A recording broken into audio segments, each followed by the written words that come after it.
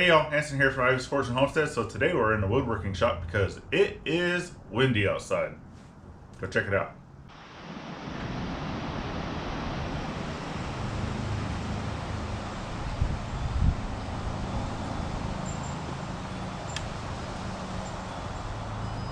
See, there we go. I told you, it is quite windy today. I was going to be out in the blacksmith shop today. It's not really a shop, it's more of a tent. It's temporary shop until I can get the other one made. Well, all the timbers that I have, and I'll show you that right here. So I have all these timbers that are somewhat processed. They're cleaned up a little bit. I still need to run a scrub plane over them to bring out the beautiful color, like kind of like the color came out in the wood whenever I did the garden, the raised bed garden. I'll put a link to that video up here in the corner. Okay, but since it's so windy today outside, I'm not really going to be able to be out in the blacksmith shop today. So we're going to come inside. But before I can use a table saw to process these timbers, I need to make a sled.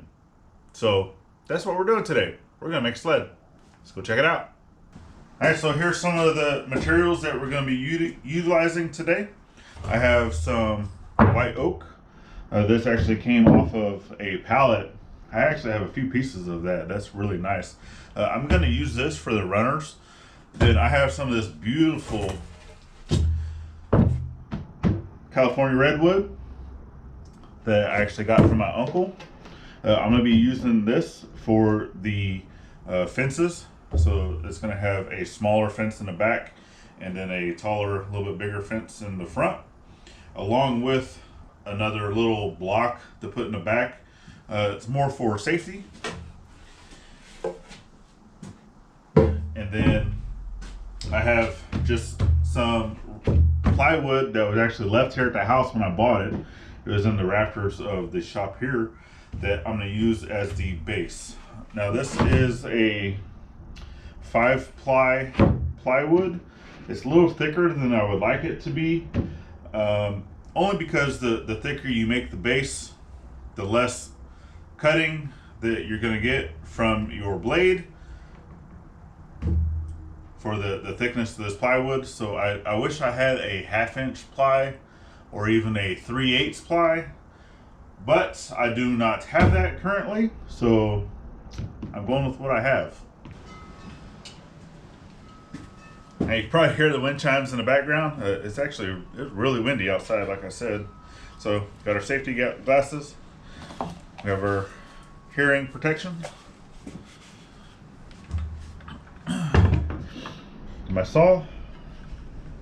Check the depth. I normally do that with the battery out.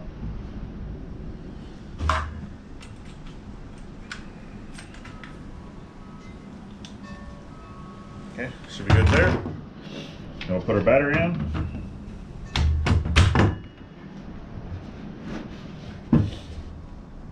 And like I said, I'm not too worried about cutting directly on the line right now. I just want to get off the majority of this waste.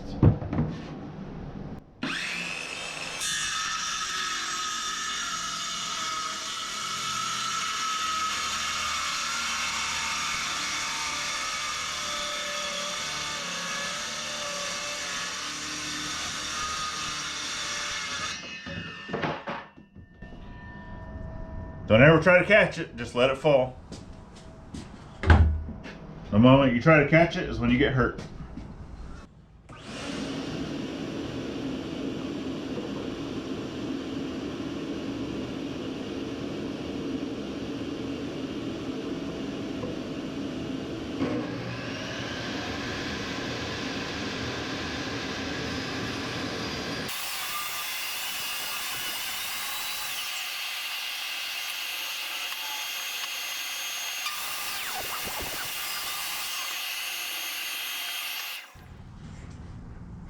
Alright, so I was in the middle of a video and the table saw decided to kind of break.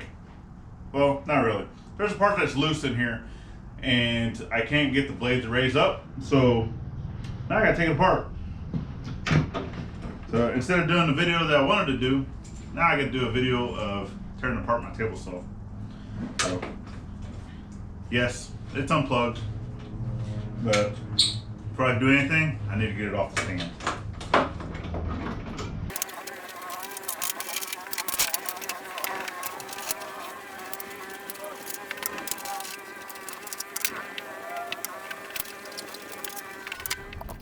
Alright, so now I got table saw up on the bench, and I'm gonna try to show you the part that's actually loose. So inside for the lifting mechanism, there's a little spiral type gear that rides onto another gear that allows it to go up and down. Okay, so I'm gonna show you the part that's loose. So right in here, okay, there's a nut. If I can stop blocking the light, Anson. So I'm gonna use one of my little saws as a pointer. All right, so right here, there's a nut right there that my little saw was touching, that goes through to the other side. Let me flip this over.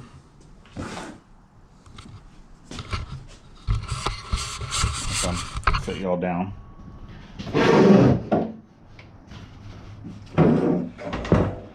To the back side. Okay. Got my little flashlight. Okay, so you can see that little spiral screw that goes to the handle, and then that goes to another little gear, and then that gear rides on the track. Okay, well, that gear is loose, so it has a bolt that goes all the way through it to the other side, which you see I have a plastic shroud here, but I think I can reach it from the other side. I gotta take the blade out.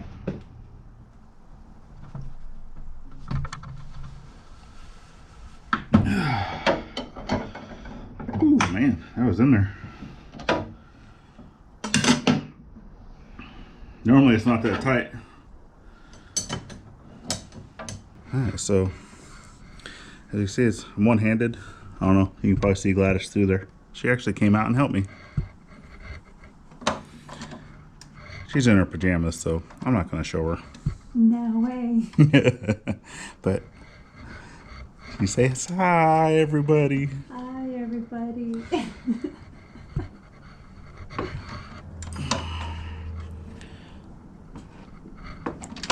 Okay, I think that should be good. Yay.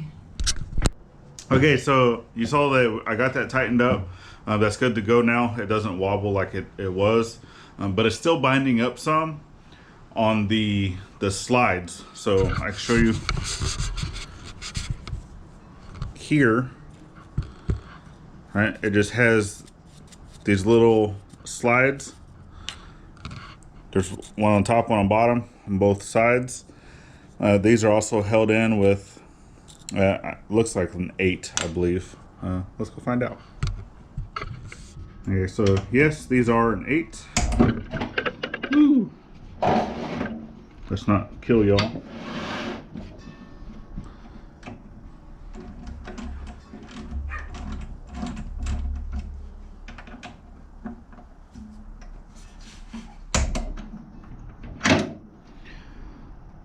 So the one on the front, both slides are on a single plate. You just take out the top screw, take out the bottom screw.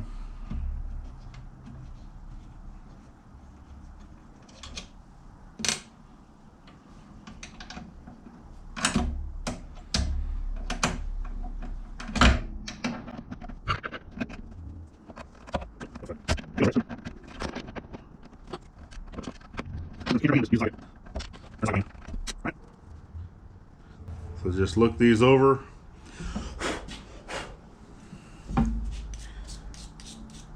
Clean out any of the nastiness. Which these actually look really good. They feel like they're still Like they should feel slick. So I think what's happening is that I just had some sawdust or some buildup inside the track on the back side, which I still need to take off those on the back.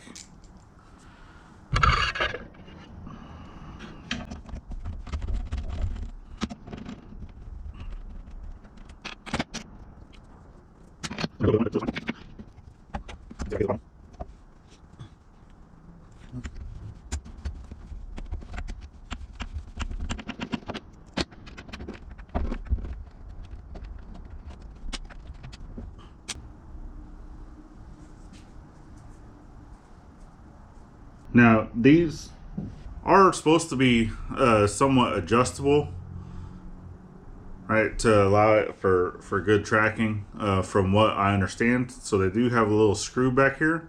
Just this one seems like really, really loose in compared to these other ones.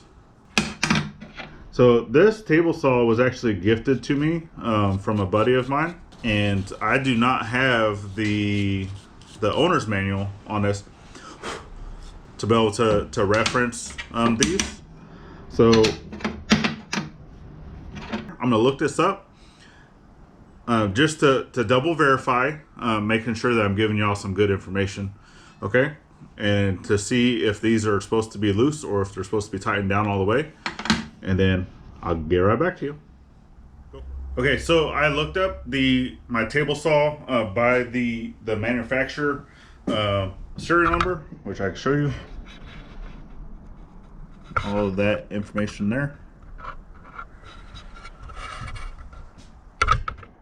And what I was able to find was a online PDF of the it's an instruction manual. All right, basically tells you how to use the saw, and a little bit of like operator's manual, but it has some maintenance stuff in there. It doesn't talk about these at all, with the exception of in the drawing. It basically tells you what it is. It's a retaining clip for the motor. So that's actually is what is holding the motor in place. So yes, these do slide up and down the rail, but you don't want to have any play in that, because then your motor is able to do this when it's operating, and you don't want it to do that. You want it to go straight up and down. You want it to be held tight. So in looking at these, they do have this little blue paint on there, and what that is it's a Loctite. It's supposed to prevent these from backing out, being loose. Well, guess what? They backed out, they became loose, or it just got stuffed back behind them and they came out. Okay, then you want to use some type of thread locker to put these back on. That way they're not coming off. So if you don't have any type of Loctite or anything like that, what I recommend is using nail polish. It's fairly cheap. You can get a cheap one, an old one. Go to your wife. If you're a female, go to yourself. All right. Or if you're a guy that wears fingernail polish, I don't judge. Go to your own supply. Okay. So these little screws, I thought were actually part of this assembly. They're not. They come out. So what you're gonna do is get that put back into your plate. Just get it started. It's gonna have the Allen side. So these plates are flat on one side and kind of like rounded a little bit on the outside. The round part is part that faces out, flat side faces in. Okay, so whenever you're gonna put these back in, so now you can see that these actually have where that screw part has lifted up some of the plastic. So I'm gonna clean that up. I'm just gonna use my pocket knife. I'm just gonna scratch that just so it's more flat in the back. That you don't want these to be loose and putting up, and that's the whole point of these screws, is once you get this installed with your screws, okay, and you have these in there, then you tighten down these Allens to push these plates in. And what that is doing is that it is bringing the motor towards you, okay? Or towards the saw, okay? And allowing it to sit in there properly. So, what I'm gonna do, now these screws still need to have some type of Loctite. You don't want them backing out. There's a lot of vibration coming from the saw. So, like I stated, go get some nail polish. Okay, so I'm gonna go ahead and put these back on because they look perfectly fine. They're not worn down at all. Okay, and this is gonna be kind of the tricky part. That's why I thought that was a full assembly. It's not. So you notice I didn't put any of that nail polish or the Loctite onto those screws yet, because even though that nail polish has a lead time, and my bottom block fell out.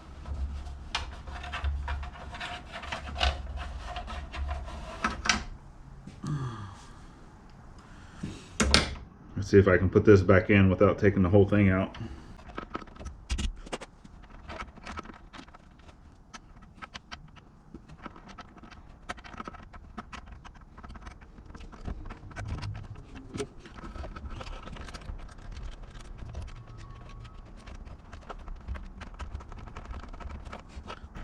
So keep pressure on your plate at all times so it doesn't fall out.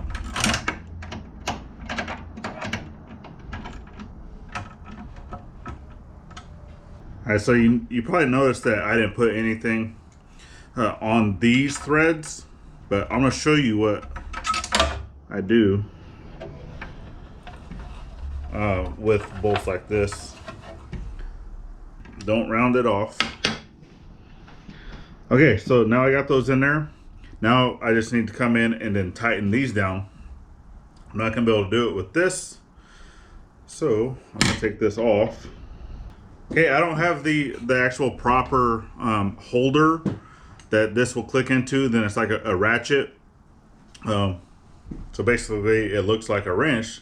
You're just able to stick it in there and then it'll ratchet. I don't have that, so I just go get a 1/4-inch wrench. And this is where you're going to take the nail polish. You don't need a lot. And I'm going to stick it onto the threads of that bottom screw.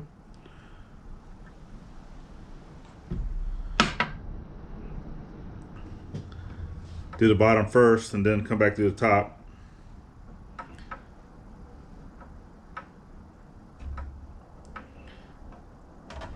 Alright, so go ahead and do this by hand first. Get it as tight as you can, and then come back in with your wrench.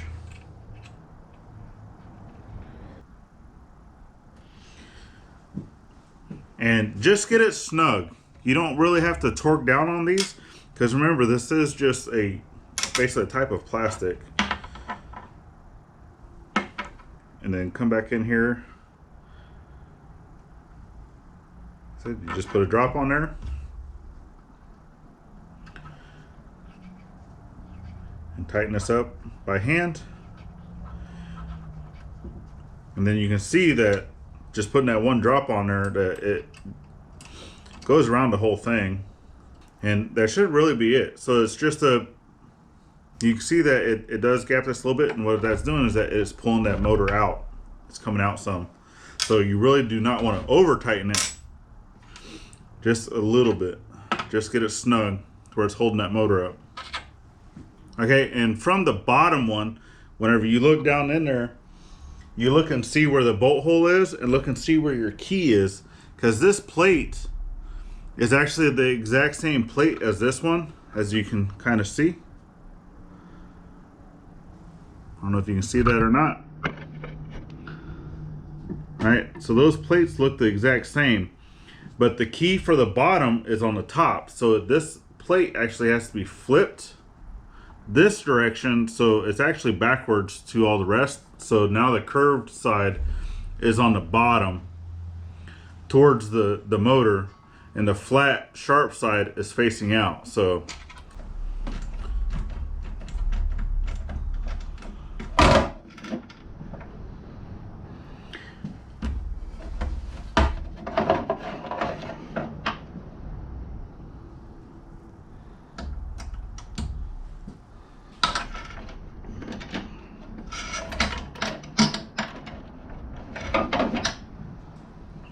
alright, now for these other bolts, what I'm going to do with that is take my nail polish and touch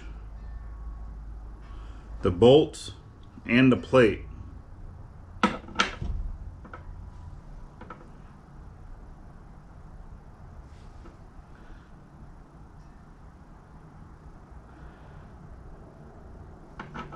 You can do this with a paint pen too, if you have a paint pen.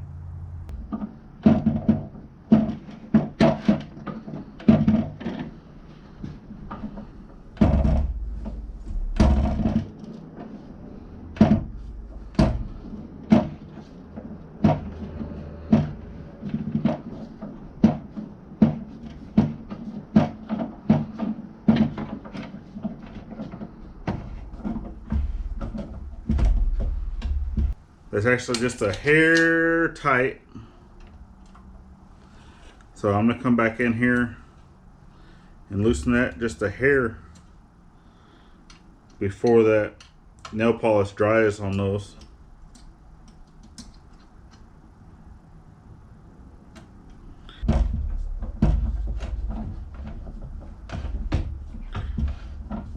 As you go up and down too, you can actually see if there's places where it binds.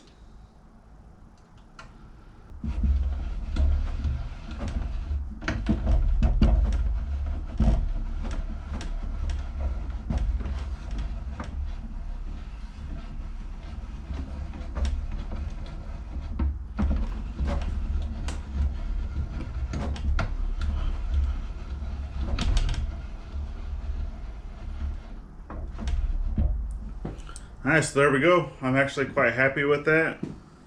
Goes all the way up, goes all the way down.